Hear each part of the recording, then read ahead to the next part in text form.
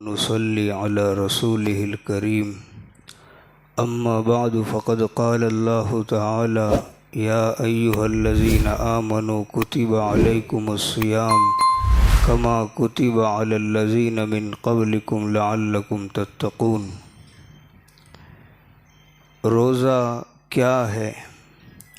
کہتے ہیں کہ ماہ رمضان کی سب سے بڑی عبادت روزہ ہے، اور یہ اسلام کے 5 رکنوں میں سے تیسرا رکن ہے، اور یہ بڑا شاندار اور لازمی حکم ہے، کیونکہ اس میں ایک بات ایسی ہے جو اور عبادتوں میں نہیں ہے، وہ یہ کہ نماز وغیرہ کی طرح روزے کی کوئی ظاہری صورت نہیں کہ جس سے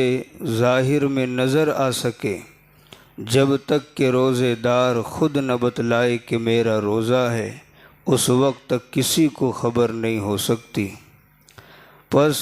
روزہ وہی رکھے گا جس کے دل میں خدا تعالیٰ کا خوف اور محبت اور عظمت ہوگی، اور تجربے سے ثابت ہے کہ محبت و عظمت والے کام کرنے سے محبت و عظمت پیدا ہو جاتی ہے، اور جس کے دل میں خوف، محبت اور عظمت پیدا ہو گئی، وہ ہر گناہ سے بچے گا اور ہر چیز میں اطاعت کرے گا، کیونکہ زیادہ تر گناہ خوف و محبت کی کمی ہی سے ہوتے ہیں، اور جب گناہوں سے بچے گا جو کہ انسان کی باطنی بیماریاں ہیں،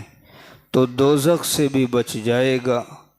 اسی لیے حدیث میں ہے کہ روزہ دوزخ سے بچانے کے لیے ایک ڈھال اور مضبوط قلعہ ہے، اور جس طرح روزہ باطنی بیماریوں یعنی گناہوں سے بچاتا ہے،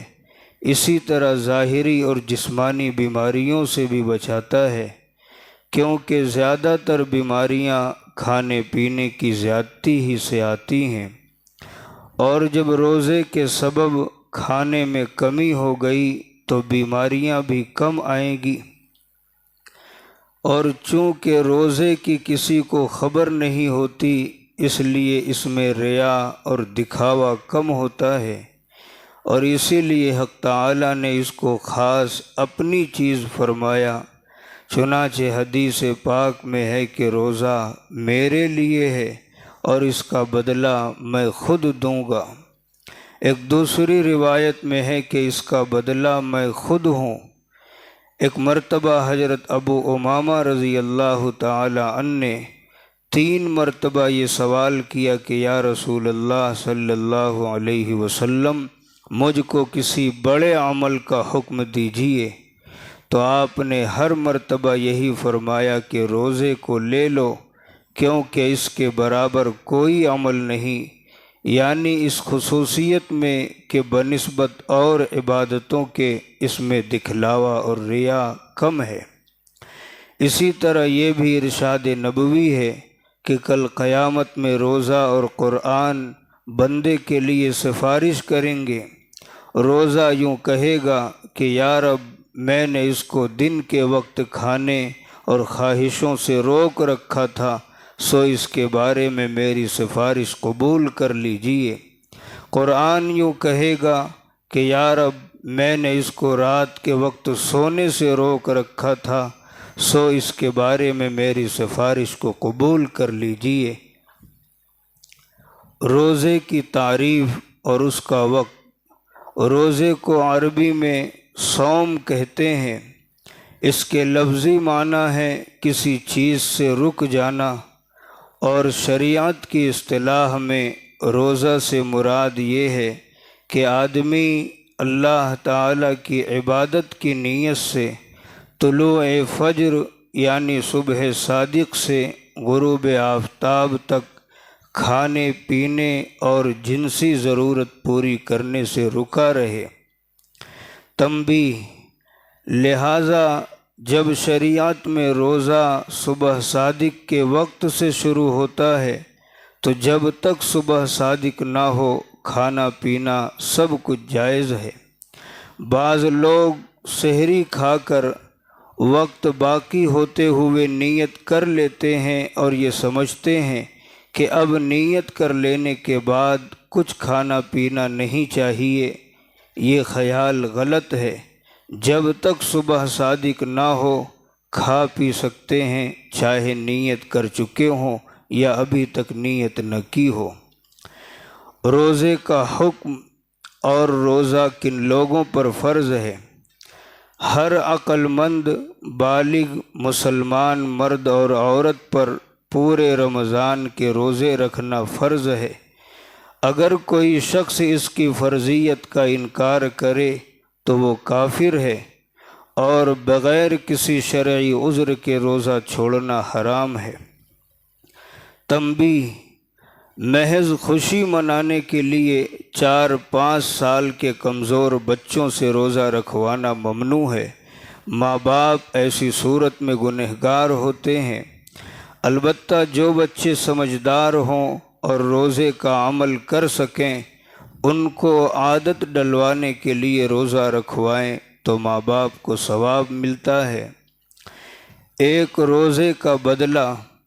حضرت ابو ذر غفاری رضی اللہ تعالی عنہ سے ایک روایت ہے، فرماتے ہیں کہ میں نے رسالت مآب صلی اللہ علیہ وسلم کو رمضان کا چاند نظر آنے پر یہ ارشاد فرماتے سنا کہ اگر لوگوں کو یہ معلوم ہو جائے کہ رمضان المبارک کی حقیقت کیا ہے تو میری امت یہ تمنا کرے کہ سارا سال رمضان ہی ہو جائے۔ پھر قبیلہ خزاعہ کے ایک شخص نے عرض کیا، اے اللہ کے نبی صلی اللہ علیہ وسلم، رمضان کے بارے میں ہمیں کچھ بتلائیے۔ آپ نے ارشاد فرمایا، رمضان المبارک کے لیے جنت شروع سال سے اخیر سال تک سجائی جاتی ہے۔ جب رمضان شریف کا پہلا دن ہوتا ہے تو عرش الہی کے نیچے سے ایک ہوا چلتی ہے جس سے جنت کے درختوں کے پتے ہلنے اور بجنے لگتے ہیں، اور حور عین عرض کرتی ہیں کہ اے ہمارے رب، اس مبارک مہینے میں ہمارے لیے اپنے بندوں میں سے کچھ شوہر مقرر کر دیجئے جن سے ہم اپنی آنکھیں ٹھنڈی کریں۔ اس کے بعد پھر آپ نے فرمایا، کوئی بندہ ایسا نہیں ہے کہ رمضان شریف کا روزہ رکھے مگر یہ بات ہے کہ اس کی شادی ایسی حور سے کر دی جاتی ہے جو کہ ایک ہی موتی سے بنے ہوئے خیمے میں ہوتی ہے، جیسا کہ اللہ تعالی نے کلام پاک میں فرمایا، حور مقصورات فی الخیام، یعنی حوریں ہیں جو خیموں میں رکی رہنے والی ہیں۔ اور ان عورتوں میں سے ہر عورت کے جسم پر 70 قسم کے لباس ہوں گے، جن میں سے ہر لباس کا رنگ دوسرے لباس سے مختلف ہوگا، اور انہیں 70 قسم کی خوشبو دی جائے گی جن میں سے ہر عطر کا انداز دوسرے سے جدا ہوگا، اور ان میں سے ہر عورت کی خدمت اور ضرورت کے لیے 70,000 نوکرانیاں اور 70,000 خادم ہوں گے۔ ہر خادم کے ساتھ ایک سونے کا بڑا پیالہ ہوگا جس میں کئی قسم کا کھانا ہوگا، اور وہ کھانا اس قدر لذیذ ہوگا کہ اس کے آخری لقمے کی لذت پہلے لقمے سے کہیں زیادہ ہوگی، اور ان میں سے ہر عورت کے لیے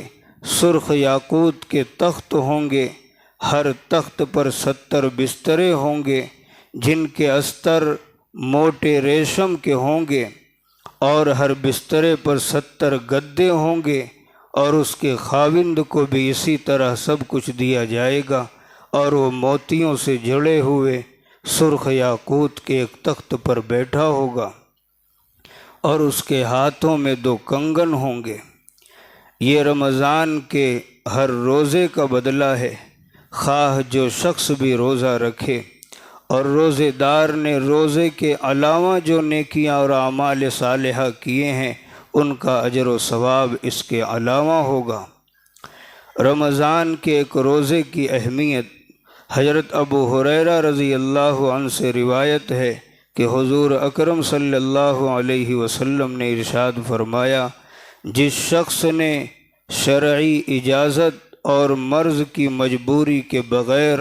رمضان کا ایک بھی روزہ چھوڑ دیا، اگر وہ ساری عمر بھی روزہ رکھے تب بھی اس کی قضا نہیں ہو سکتی۔ فائدہ: جو لوگ بلا عذر شرعی رمضان المبارک میں روزے نہیں رکھتے، وہ غور کریں کہ رمضان المبارک میں روزہ نہ رکھنے کا کتنا بڑا نقصان ہے۔